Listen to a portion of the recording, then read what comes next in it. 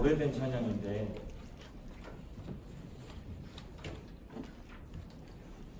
알아요? 우리는 주의 백성이오니. 이 찬양을 한번 같이 불러봤으면 좋겠는데 가사를 불러드릴게요. 제가 우리는 주의 백성이오니 우리는 주의 백성이오니 주의 그 큰 이름 주의 그 큰 이름 선포합니다.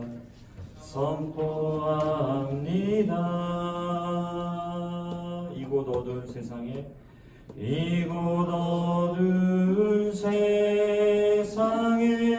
빛으로 부르셨네. 빛으로 부르셨네. 주의 얼굴 구할 때 주의 얼굴 구할 때 역사하소서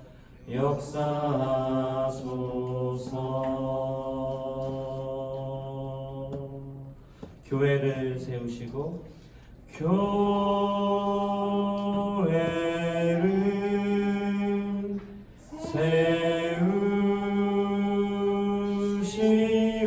세우시고 이 땅 고쳐주소서 이 땅 고쳐주소서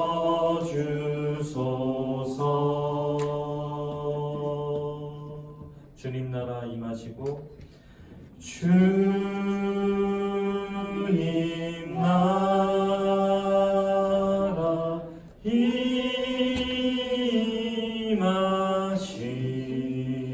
임하시고 주 뜻 이루어지이다.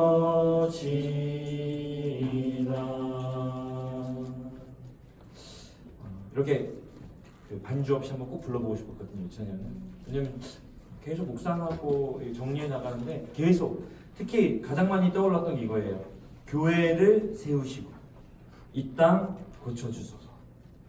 이 부분이었고 물론 우리 주의 백성이고 어두운 세상에 빛으로 부르셨다라든지 주님 나라 임하시고 주의 뜻이 이루어집니다라는 가사도 너무나 저에게 큰 힘이 되었지만 이 마태복음 묵상한 내내 교회를 세우시고 이 땅 고쳐주소서. 뭐라고요?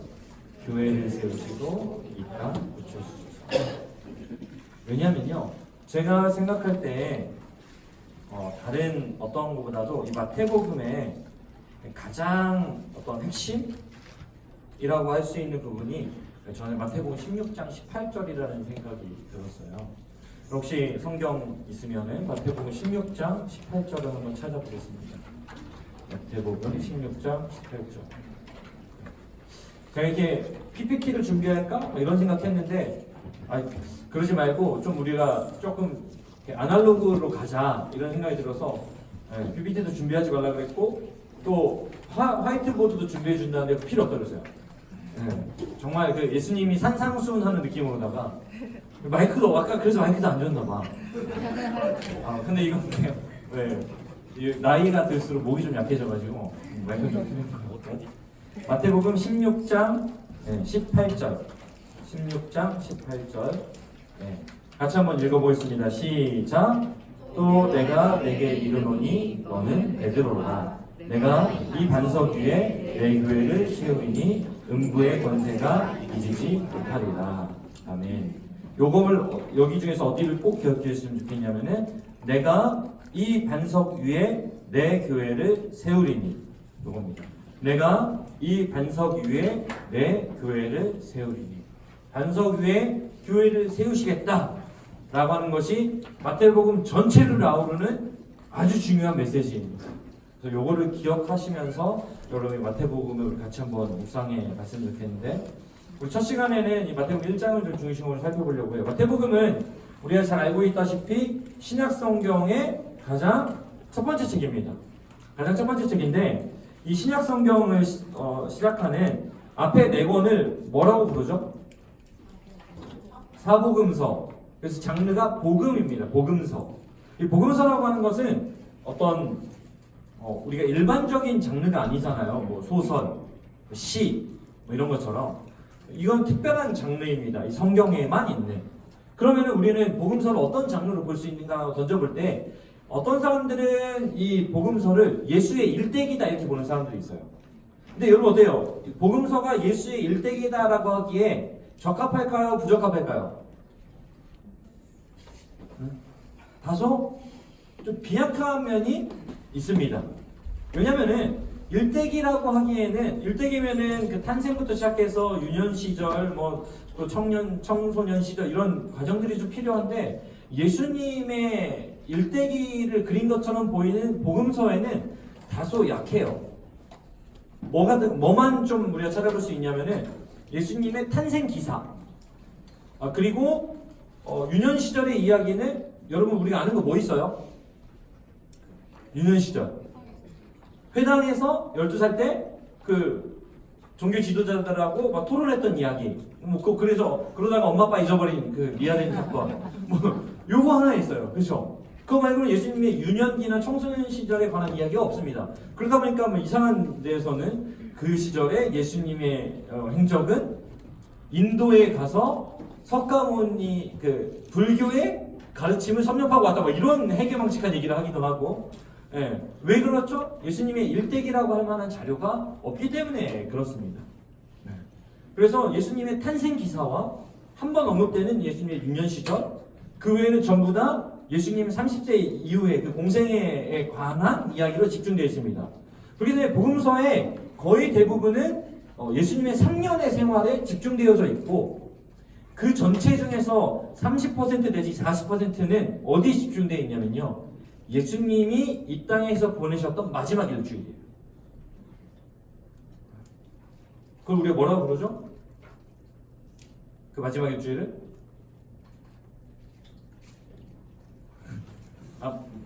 엄밀히 말하면 마지막 일주일이 아니죠. 부활하셨으니까. 돌아가시기 전 마지막 일주일. 뭐라고 불러요? 나오는데 자신있게 대답해 볼래요? 그치, 고난주간. 고난주간 또는 순환주간 이렇게 부릅니다. 그래서 이거를 복음서에서는 뭐라고 이름을 붙였냐면 학자들이 패션 내러티브, 순환 이야기. 그래서 패션 내러티브입니다. 그래서 요게 거의 복음서의 한 30%의 분량을 차지해요. 그래서 우리가 보면은 마태복음도 한 26장 이후는 전부 다 그거에 관한 이야기고 마가복음도 그렇고 요한복음 같은 경우는 15장 넘어가면 뒤로는 사실은 이야기가 없어요. 가르침 말고는 다 순환 이야기예요. 그렇듯이 이 복음서에서 많은 분량이 예수님의 일대기를 다룬다 하기에는 어렵고 거의 예수님의 3년의 생활을 다뤘고 그 3년의 생활의 거의 3분의 1보다 일주일에 관한 이야기이다 라고 하는 것. 그것이 바로 복음서의 특징입니다. 그럼 복음서는 왜 기록되었을까? 그 예수님의 마지막 일주일이 보여주는 바를 우리에게 가르쳐주기 위해서 필요한 거죠. 그럼 뭐예요? 예수님이 이 땅에 죄 문제를 해결하기 위한 대속의 죽음을 감당하고 오신 분이다. 예수님이 누구신가? 라고 하는 것을 고부 초점에서 보여주기 위해서 기록한 것이 복음서이다 라고 하는 겁니다. 자, 그런데 복음서는 또 두 부분은 나눌 수 있어요. 앞에 몇 권? 3권. 그리고 뒤에 한 권으로. 앞에 3권은 뭐라고 부르죠? 혹시 들어본 적 있어요? 공관복음. 들어본 적 있죠? 마태, 마가, 누가복음은 공관복음이라 불러요. 이게 뭐냐면 같은 관점으로 쓰여졌다는 겁니다. 그러면은 요한복음은 앞에 3권과 관점이 어떻다? 차이가 있다는 겁니다. 조금 반응을 해줘요. 좀 도는 사람 말고는. 도는 사람은 반응하지 않아도 돼요. 그래서 왜 어떤 관점이 차이가 있냐면요. 요한복음 조금 이렇게 꼭 그렇다라고 우리가 하기는 어렵지만 분석해보니까 요한복음 예수님의 신성, 예수님이 하나님이시다라는 선포에 초점이 맞춰져 있어요. 그래서 요한복음을 끌어가는 아주 중요한 메시지가 뭐냐면 나는 땡땡이다. 나는 선한 목자다. 나는 양의 문이다. 이런 거 있잖아요. 요게 7개의 나는 땡땡이다가 요한복음을 끌고 가거든요. 그게 예수님이 하나님이시다라는 걸 선포해 보여주는 그런 예수님의 정체성이에요. 그래서 요한복음은 시작이 어떻게 되냐면은 예수님의 탄생 기사로 시작하지 않습니다. 예수님의 탄생 기사라고 할 수 있는 게 뭐냐면은 할 수 있는 부분을 어떤 식으로 표현해 가냐면요. 예수님은 하나님이시다로 시작해요. 그래서 요한복음 1장 1절은 태초에 말씀이 계시니라 이렇게 시작해요. 이 말씀이 육신이 되어 땅에 오셨다. 이게 예수님이에요. 뭔가 훨씬 더 신적인 의미가 강조되어져 있죠. 그게 요한복음이 갖는 특징입니다. 그럼 마태, 마가, 누가는 예수님의 신성보다는 예수님의 어떤 부분에 관심이 많을까요? 신성 말고 인성. 그렇죠. 예수님이 참 사람이었다라는 것을 좀 보여줍니다. 그러니까 뭐가 나와요? 예수님 마태복음도 예수님 족보로 시작하고 누가복음에서는 예수님의 또 탄생 이야기로 또 시작하고 그래서 예수님이 마리아에게서 태어났다 이런 부분들을 좀 강조합니다. 예수님이 인성 부분을 강조하죠. 그리고 실제로 그 이야기를 끌어가는 데 있어서도 예수님의 그런 어떤 행위에 좀 더 초점이 맞춰져 있어요. 요한복음은 여러분 요한복음 한번 읽어보시면 알겠지만 요한복음 막 좋다고 막 이런 분들이 있는데 요한복음 좋다 하시는 분들은 굉장한 지적인 능력 있는 사람이라고 저는 생각해요. 저는 사복음서 중에서 제일 어려운 게 요한복음인 것 같아요. 왜냐면은 앞에 세 복음서는 이야기가 많아요. 내러티브가. 근데 요한복음은 내러티브보다는 예수님의 가르침이 많아요. 설교가. 그래서 요한복음 어느 지점에 가면 빨간 글씨로 몇 장을 계속 반복하거든요. 근데 뭔 소리인지 잘 모르겠는.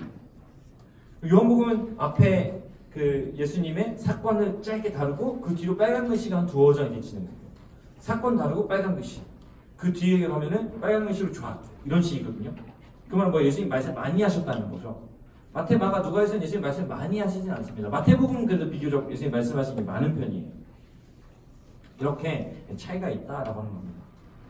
자, 그렇기 때문에 우리가 성경을 읽어갈 때 공관복음과 요한복음 조금 다른 측면으로 접근해서 읽어보는 것이 도움이 됩니다. 어쨌든 그런데 우리가 오늘 그 가운데서 마태복음을 다루게 되는데요. 이 마태복음은 우리가 어떻게 보시면 좋냐면요. 사실 엄밀히 말해서 마태복음이 신약의 가장 첫 번째로 쓰여진 책이다라고 보기는 어렵습니다. 그렇게 주장하는 사람도 있고 다르게 주장하는 사람도 있어요. 근데 그거는 우리한테 중요하지 않아요.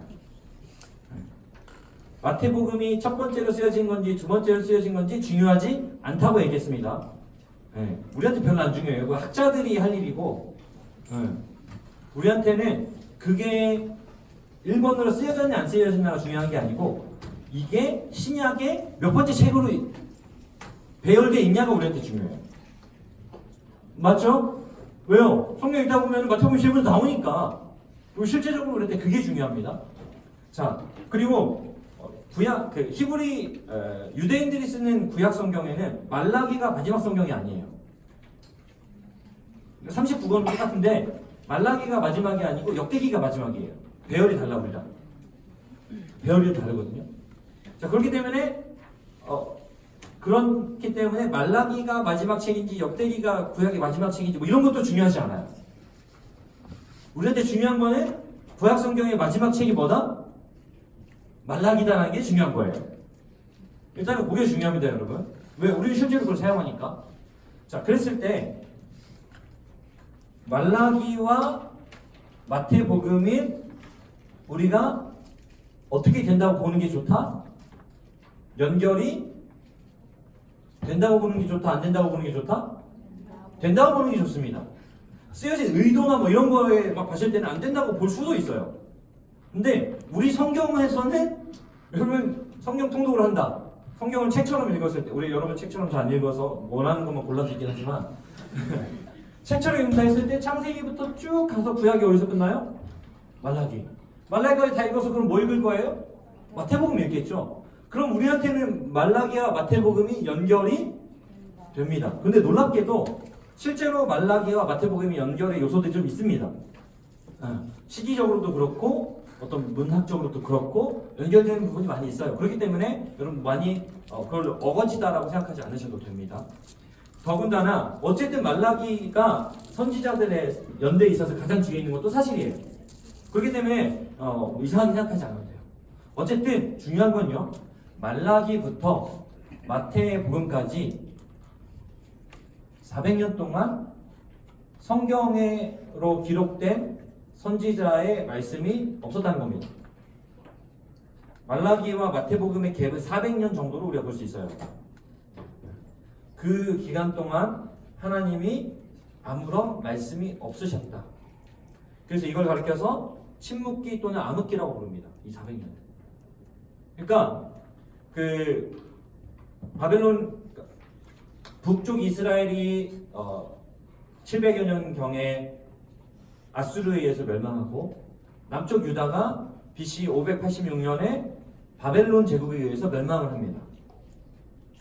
바벨론은 지금 어디 지역이냐면 이란 지역이에요. 바벨론에 의해서 멸망을 합니다. 그래서 포로로 어디로 끌려가요? 바벨론으로 대거 끌려갔죠. 그리고 나서 몇 년 뒤에요? 70년 뒤에 다시 본토로 돌아왔습니다. 와서 다시 성전 재건하고 이런 역사가 있었죠. 그런 일들이 대략 BC 500년 초반에서 400년 후반에 다 끝납니다. 그 뒤로 이스라엘 역사가 암흑기가 시작돼요. 왜요? 성전이 건축이 되었습니다. 그렇잖아요? 그리고 성벽도 다시 세웠죠. 여러분 구약 보면 그렇잖아요. 성전도 건축하고 성벽도 다시 세웠어요. 그럼 이제 어떻게 돼야 돼? 이스라엘이 어떻게 됩니까? 이스라엘 사람들 생각에는 이스라엘이 다시 일어나야 돼요. 근데 아무 일도 벌어지지 않았어요. 이스라엘 백성들도 실망했고 또 하나님도 아무 말씀이 없으셨어요. 그렇게 400여 년이 흐르는 거예요. 그 사이에 바벨론에 의해서 점령되었던 요 팔레스타인 지역 유대 나라는 바벨론이 이제 왕국이 메데와 파사라는 왕국으로 바뀝니다. 새로운 왕국이 태어나죠. 그게 이제 메디아 왕국과 페르시아 왕국이 메데와 파사예요. 메데와 바사. 성경에는 메데와 바사, 우리 세계사에서는 메디아와 페르시아. 메디아는 약간 스킵해도 되고 페르시아를 기억하시면 돼요. 이 페르시아가 언제까지 지속되죠? 거의 20세기까지 지속이 되고 그 나라가 어떻게 돼요? 어디로? 페르시아 왕국이 뭘로 이름을 바꾸죠?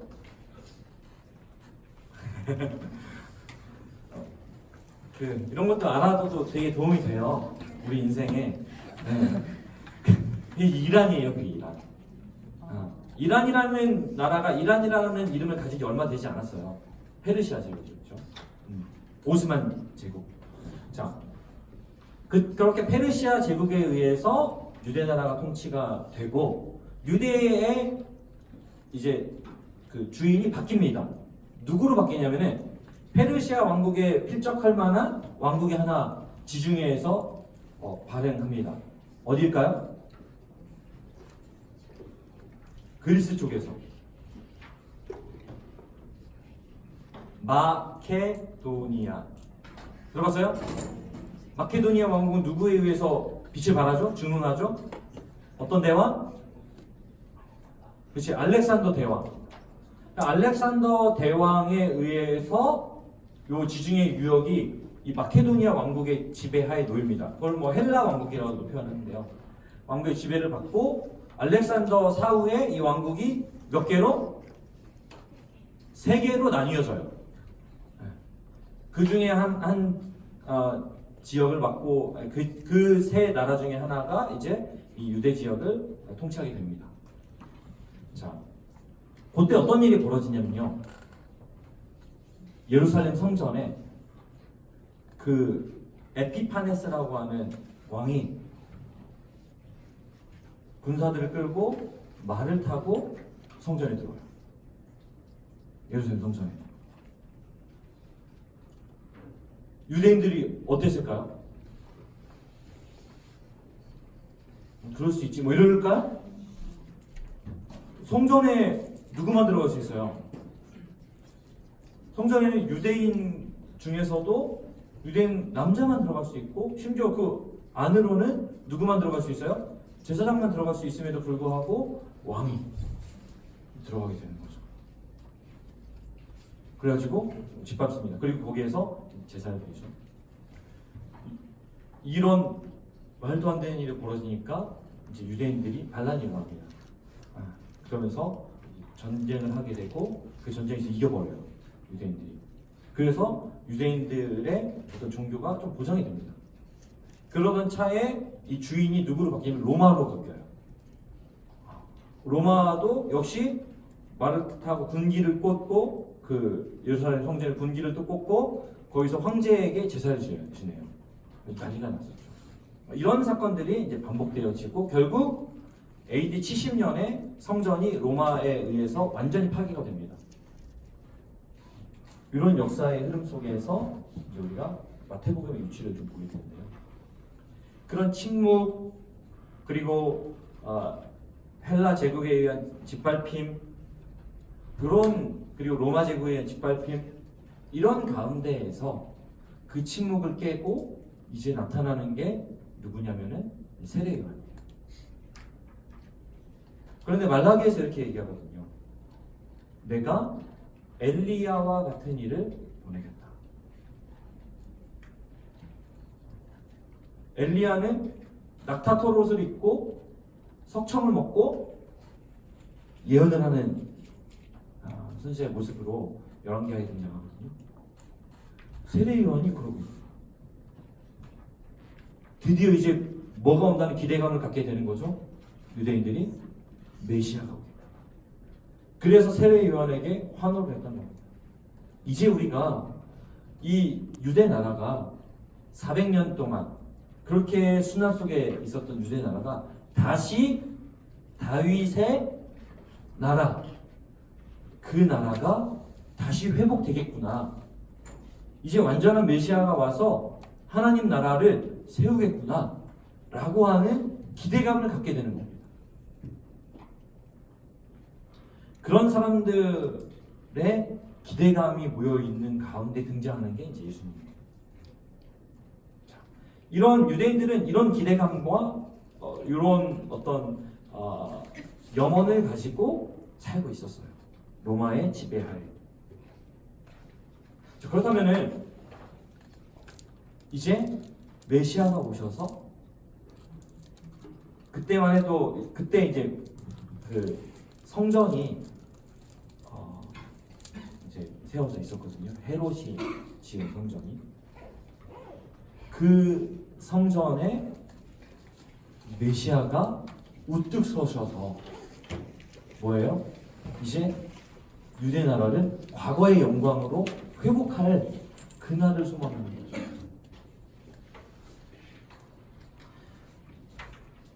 그래서 그런 영혼을 가지고 있는 유대인들이었기 때문에 마태복음이 1장이 이렇게 시작됩니다. 아브라함과 다윗의 자손 예수 그리스도의 계보라. 이런 메시아에 대한 기대감으로 가득해 있는 유대인들에게 다윗이라는 이름은 영광스러운 이름입니다. 왜? 다윗은 메시아의 예표예요. 그림자. 그때 다윗이 왕이었을 때 누렸던 영광, 그것을 우리가 누리게 될 거라는 확신이 이 다윗에게 있어요. 더군다나 우리가 왜 그 이스라엘 백성들이 애국에서 나와가지고 광야 통과해서 가나안에 들어가잖아요. 그리고 여호수아에 의해서 가나안 정복을 끝내잖아요. 그때 가나안을 완전히 정복했을까요? 못했을까요? 하나님이 약속했던 가나안 영토를 다 수복했을까요? 못했을까요? 못했습니다. 못했어요. 그거 언제 이루어지죠? 다윗 세대에 가서야 그게 완성되거든요. 그 하나님의 약속의 성취가 다윗 세대에 의해서 이루어진 거예요. 그렇기 때문에 이들에게 다윗의 이름은 메시아의 이름과 동일합니다. 그렇기 때문에 이 다윗의 계보를 시작해요. 그래서 오늘 1장 시작하면서 두 사람의 이름이 나옵니다. 누구죠? 하나는 아브라함, 하나는 다윗. 아브라함은 누구죠? 이스라엘 민족의 시작입니다. 다윗은요, 이스라엘 왕국의 완성입니다. 절정. 그러면은 유대인들이 이 두 사람 이름 들으면 어떻겠어요? 심장이 뛰겠지. 우리도 그런 사람 있잖아요. 막 광개토 대왕이 뭐 통일을 해야 했다고, 막 고구려가 통일을 해야 했다고, 막 그래서 막 그런 이름 들으면 막 심장이 뛰잖아요. 그런 사람 있잖아요. 왜요? 왜 그렇게 하면 좋겠다라는 기대감이나 그런 얘기 들으면 심장이 왜 뛰죠? 그때는 어땠으니까? 강했으니까, 셌으니까. 그래서 그것 때문에 우리가 먹고 살만 했으니까 이런 겁니다. 유대인들은 그런 기대를 가지고 있었어요. 그래서 아브라함과 이 다윗의 얘기를 들으면은 부강함과 평화라고 하는 샬롬이라고 하는 기대를 갖게 되는 거죠. 그래서 이 마태의 이야기를 듣고 있는 독자들은 이 시작에서 다윗이 시작할 때 흥분을 감출 수 없게 되는 거죠. 제가 최대한 좀 막 스킵해가면서 하고 있어요. 네, 앞에 지금 3장을 놨는데. 그런데 이 마태복음 1장이 우리 성경에서는 아브라함과 다윗의 이야기로 시작하잖아요. 그러면 이거를 독자들의 관심을 끌게 하는 아주 좋은 요소가 되겠다 생각이 들지만, 실은 이 헬라어 성경에서는 아브라함과 다윗의 이름이 먼저 등장하지 않습니다. 이 복음서의 초점이 무엇인지 알 수 있어요. 그러니까 이 복음서가 유대교에 관한 이야기를 해가고 싶다는 이야기를 하는 게 아니에요. 복음서는 철저하게 누구의 이야기를 해야 되죠? 예수님에 관한 이야기. 그럼 복음서의 중심은 예수님, 곧 하나님이 되어야 해요. 그래서 보니까 마태복음 1장 1절을 제가 헬라어로 읽어드릴게요. 비블로스 게네세오스 예수 크리스투 휘우 다윗 휘우 아브라함. 비블로스 게네세오스 요 두 단어. 그 다음에 예수 크리스투 요거 하나. 그 다음에 휘우 다비드가 아니죠. 휘우 다윗 휘우 아브라함. 한 묶음. 앞에 비블로스 게네세오스. 비블로스는 뭐하고 좀 비슷해요? 바이블하고 비슷하죠. 바이블. 책이에요. 책. 게네세오스, 이건 생각나는 게 있으려나? 헬라어의 감마는 영어의 쥐랑 비슷하거든요. 그럼 게네세오스 했을 때 뭐 생각나는 거 혹시 있어요? 겟세마네 너무 많이 갔다. 아니 게네세오스. 그치, 제네시스. 네. 게네시스, 게네세우스라는 단어는 게네시스예요. 네. 그러면은 뭔가 좀 느낌이 있죠? 비블로스 게네세우스, 바이블 제네시스. 막 느낌이 오죠? 그 다음이 아까 예수 그리스도인데 예수 그리스도. 그 다음에 휘우 했던 단어는 휘오스라는 단어예요. 네. 이게 뭐냐면 아들, 자손. 다윗의 자손, 아브라함의 자손. 그럼 다윗과 아브라함이라는 이름이 어디에 나와요? 가장 뒤쪽에 나오죠. 요거는 중요한 건 아니야. 그러니까 지금 1장 중에 제일 중요한 건 뭐야? 제일 앞에 나오는 게 뭐예요? 그럼 뭐가 제일 중요한 단어일 것 같아요? 물론 예수가 제일 중요하고, 또 뭐가 중요할까요? 비블로스가 중요할까? 게네세우스가 중요할까? 뭔가 느낌이 비블로스는 그냥 수식하는 것 같잖아요. 제네시스. 그러니까 우리 성경에 예수 그리스도의 계보다라고 번역되어 있는 이 말은 예수 그리스도의 뭐 기원, 뭐 발생 이런 걸로 해석할 수도 있지만, 비블로스 게네세우스잖아. 예수 그리스도의 창세기이다.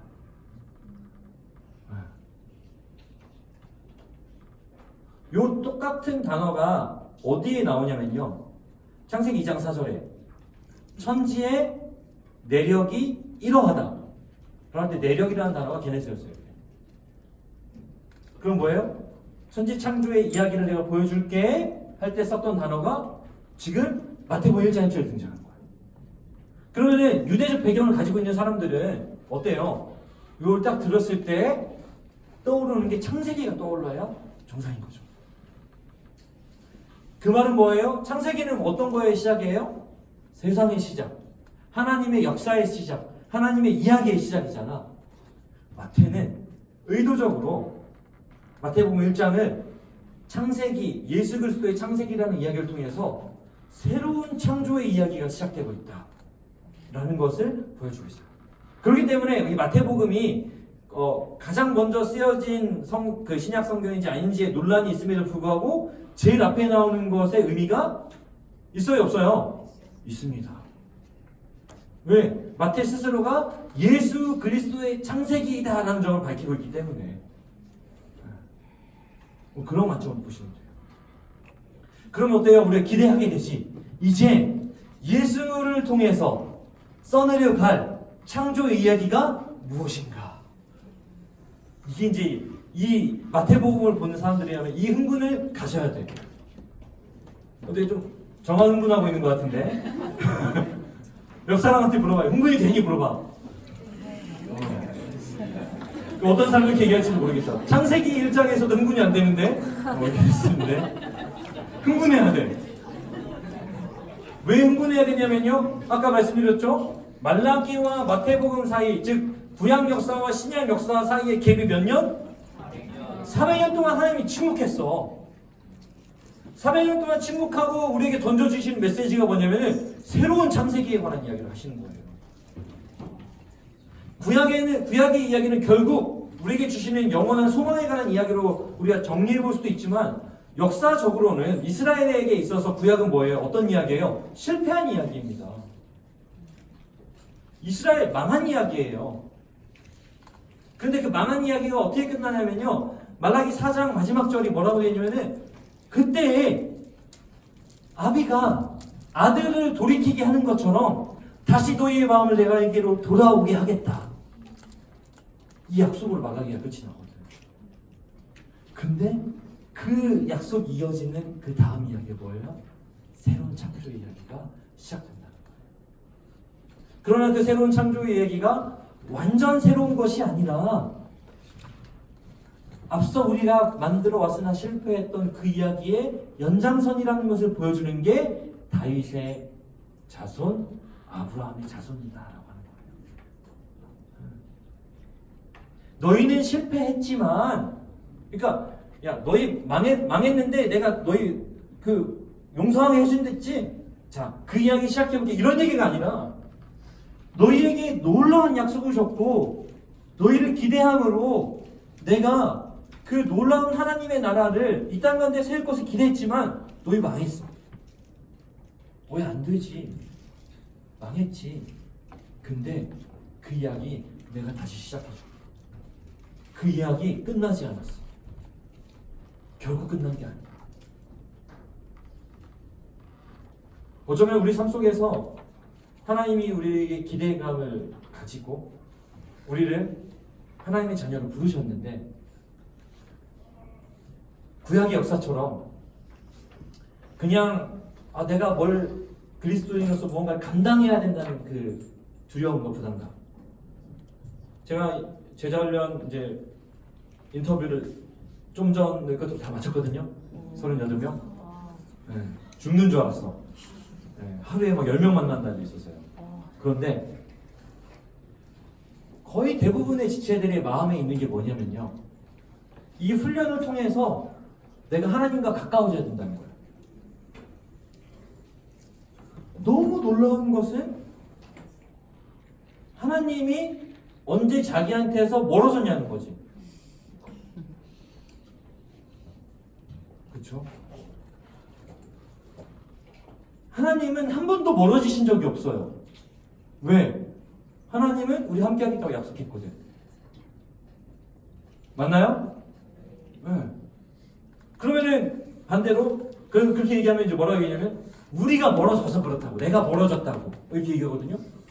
놀랍게도 성경은 이렇게 얘기합니다. 내가 새벽 날개를 치며 저 바다 끝에 가서 거주할지라도 거기서도 주님의 손이 나를 인도하신다고.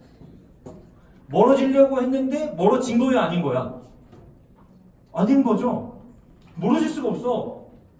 새벽에 하나님 주무시기에 깨기 전에 도망갔어. 도망간 줄 알았는데 거기에 주님의 손이 있어. 뭐 이런 개념이거든요. 그럼 우리가 멀어질 수 있어요, 없어요? 없습니다.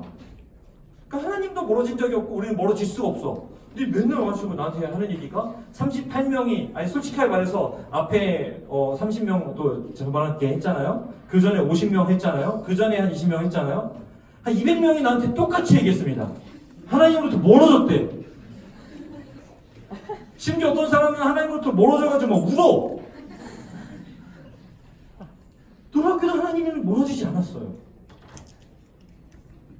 하나님은 멀어질 수가 없어요.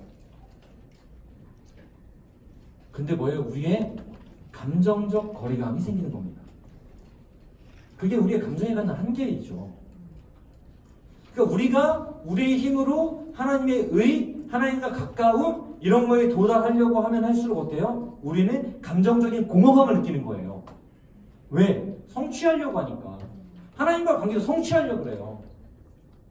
우리는 너무 이 성취 문화에 익숙해져 있어요. 세상살이 하면서. 뭘 해야 돼요? 자꾸 가져야 돼. 이뤄야 돼. 누려야 돼. 그래서 사람과 따먹은 거 아니야. 사람과 따먹은 것처럼 똑같이 누리려고 해요. 그래서 그걸 가졌다는 그 무리 안에 들려고 해요. 왜냐면은 뱀이 그랬거든. 이거 먹어도 어떻게 돼? 안 죽어. 대신 어떻게 돼? 하나님처럼 돼. 그럼 뭐예요 이게? 선악과를 따먹음으로써 하나님처럼 된, 선악과를 맛본 무리 안에 드는 거예요. 그걸로 자신의 정체성을 부여받아. 어떻게? 하나님과 같은 존재라는 정체성을 부여받는다 생각해요. 이게 인간입니다. 조금 이거 성경 이야기니까 어렵죠? 자, 소위 뭐 우리가 좋은 대학이라고 부르는 거 있잖아요. 좋은 대학에 가려고 해요. 왜? 왜 가려고 하죠? 좋은 대학에 가면 나의 정체성에 변화가 있습니까? 사실은 아니거든요. 근데 좋은 대학에 가, 그 좋은 대학이라고 말하는 좋은 대학에 가. 그럼 그 좋은 대학에 갔어요. 그러면 그 무리 안에 어떻게 된 거예요? 들었죠. 그럼으로써 어떻게 돼요? 좋은 사람이라는 정체성을 부여받는다고 생각해요. 난 전세를 살고 있는데 전세 말고 내 집 마련을 하고 싶어 해요. 왜 하고 싶어 하죠? 물론 나네 같은 경우는 전세를 살면서 전세 대출을 받아야 돼서 이자를 내는 것이 좀 불합리보다는 이자를 내는 것이 불필요하다. 이거 안 내도 될 건데 이런 생각이 드니까 이거 안 냈으면 좋겠다라는 마음이 들긴 해요. 근데 그것보단 뭐예요? 내 집을 가지고 있는 사람들의 무리에 소속돼. 그럼 어떻게 돼요? 중산층이 되는 거야. 나의 정체성은 그러면 중산층이 되는 거예요. 연봉을 협상할 때 계속 높이고 싶어 합니다. 왜 높이고 싶어 하죠? 그것으로 교회를 하나 더 지으려고 연봉 높이는 사람이 있어요? 물론 그렇다면 하나님 부어주실 겁니다. 동안 제가 이제 예수님 믿어. 근데 뭐예요? 그게 아니야. 연봉 1억인 사람들의 무리에 들어야 돼. 그래야 뭐예요? 능력 있는 사람이야. 자, 저는 명품카를 타죠. 명품차를 타는데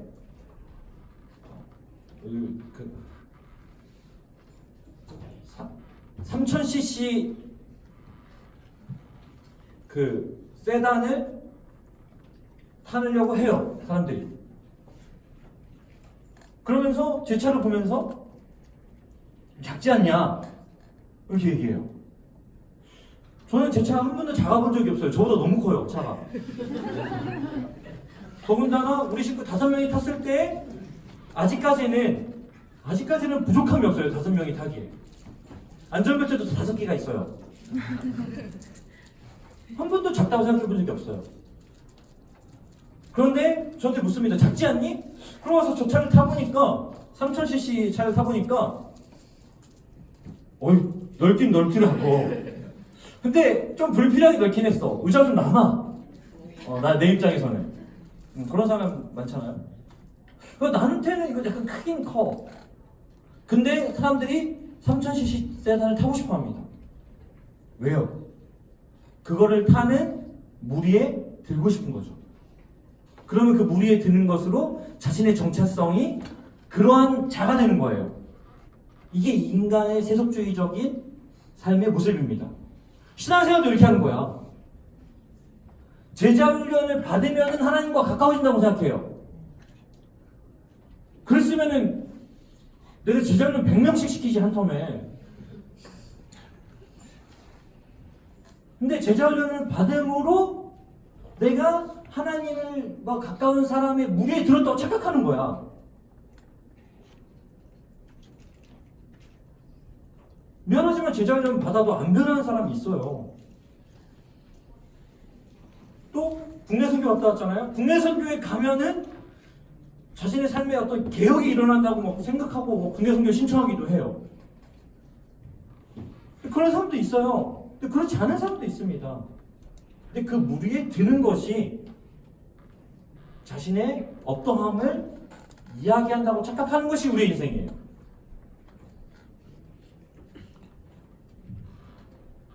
성경이 우리에게, 복음이 우리에게 가르쳐주는 것은 그게 아니에요. 복음이 우리에게 가르쳐주는 것은 야, 너는 실패했어. 구약 역사를 보렴. 그런데 실패한 너에게 끊임없이 누가 약속하시냐면은 하나님이 약속하셔. 기대한다고 약속해 오셨고 끝내는 돌아오게 해주겠다고 약속하셨어. 그런데 그 이야기를 누가 시작하시냐면은 하나님이 시작하죠. 예수 그리스도의 창조 이야기로. 우리는 그렇기 때문에 기대하게 되는 거예요.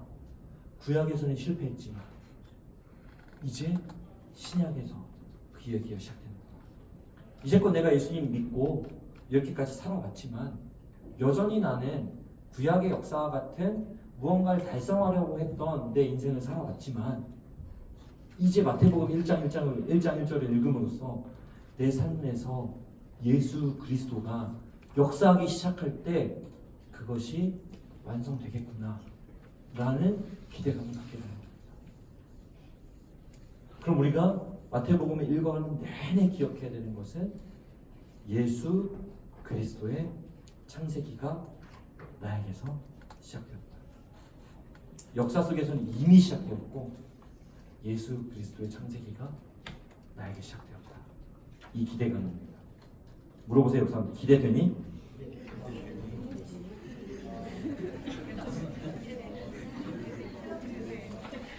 자, 그리고 나서 1장 계보를 잠깐 제가 소개해 줄게요. 자, 이 계보에 앞에 언급했던 아브라함, 다윗의 이름이 그냥 나온 게 아니고 2절부터 16절까지 반복되어진 계보의 중심이 아브라함과 다윗이에요. 아브라함으로 시작이 되죠, 계보가. 그 다음에 그 중간에 다윗이 있습니다. 자, 그래서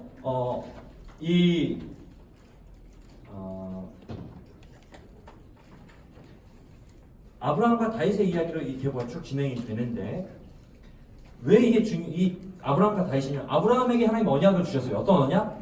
창세기 12장에서 너는 본토집 아비 집을 떠나 내가 네게 지시할 땅으로 가라. 그래야 어떻게 하겠다? 네가 복이 될 거다. 또 15장에서도 네 자손을 번성케 하겠다. 그렇죠? 또 그뿐만 아니라 17장, 26장 계속 반복하는 게 하늘에 뭐와 같이? 별과 같이, 바다에 모래와 같이 네 자손이 많아지고 번성하게 될 거다. 동서남북 좌우를 둘러보라. 이 모든 땅을 너에게 주겠다. 그리고 채워주겠다. 그리고 너를 복으로 삼아주겠다. 이게 아브라함에게 주신 언약이에요. 이 언약이 누구에게로 연결되어지냐면은 사무엘하 7장에 다윗에게로 연결되어져요. 너의 집을 영원하게 하겠다. 너의 나라가 영원히 보존되게 하겠다. 너의 왕위가 영원하겠다. 이 약속으로 연결되어져요.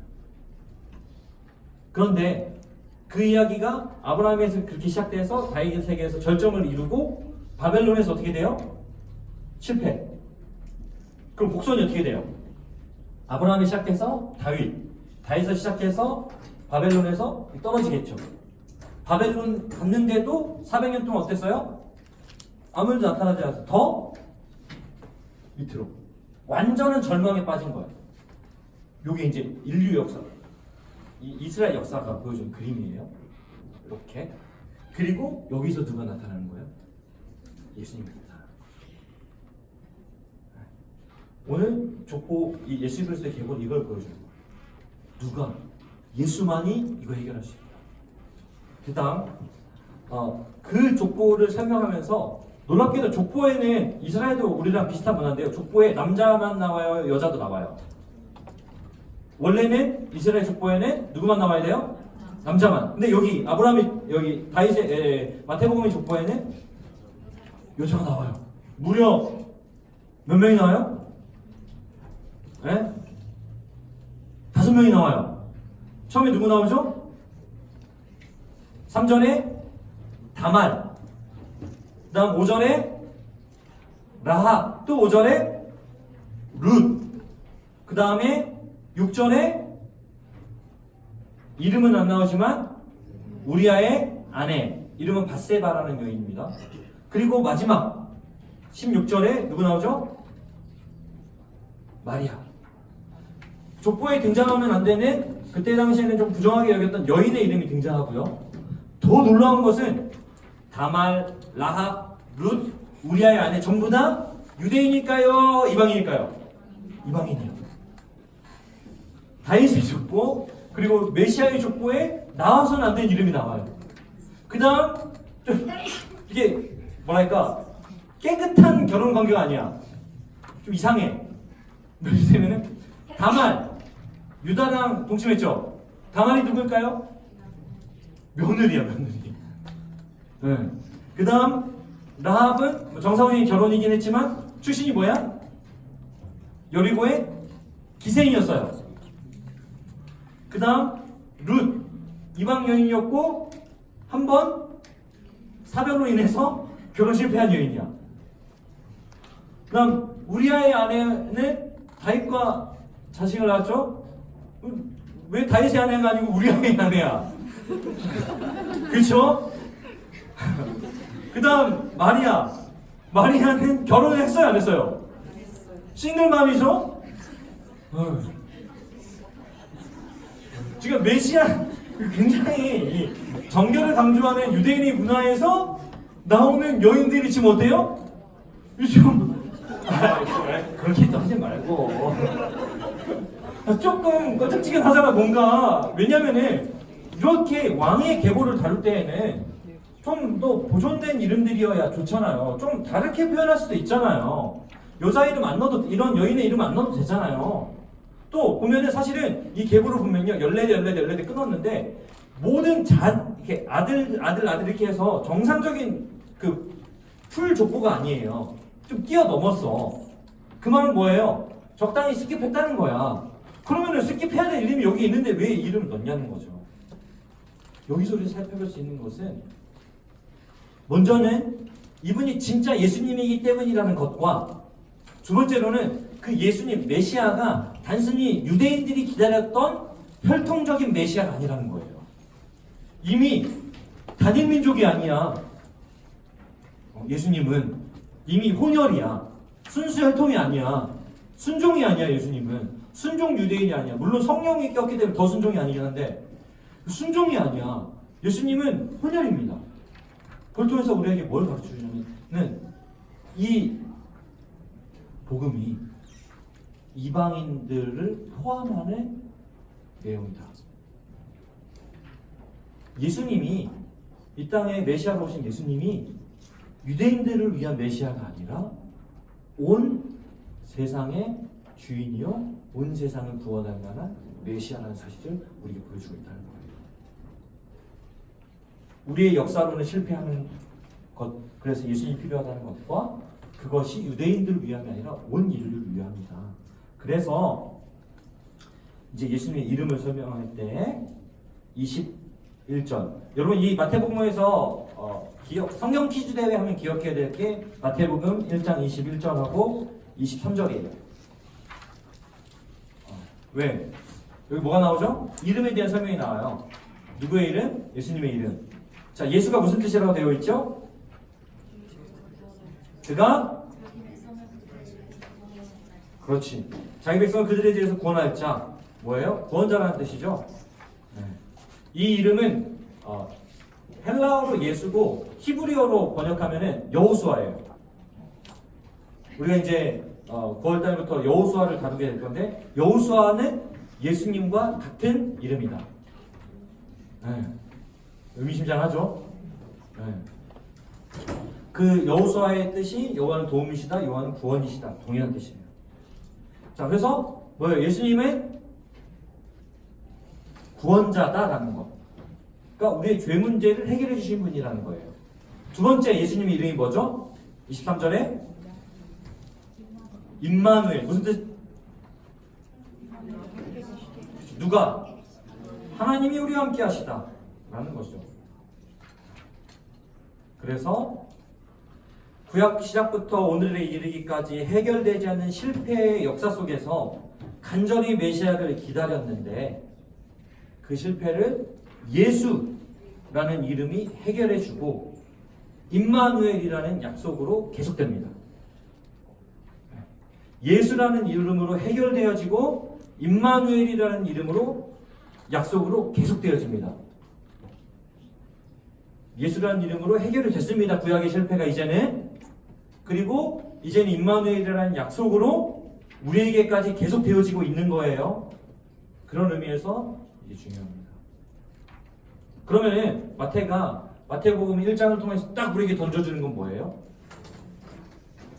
이제 시작됐다. 뭐가? 해결되었어. 그래서 하나님께서 새 역사를 시작하실 거예요. 새로운 역사, 새로운 나라가 시작되었어. 이것이 바로 마태복음입니다. 마태복음은 그래서 우리말 성경인 천국으로 번역되어져 있는데 좀 더 풀면 하늘나라죠. 근데 하나님 나라라는 개념과 같은 개념이에요. 좀 이따 다시 설명해 줄게요. 다음 시간에. 하늘나라. 이게 하나님 나라라는 개념이 킹덤이라는 개념이 중요하거든요. 바실레이아.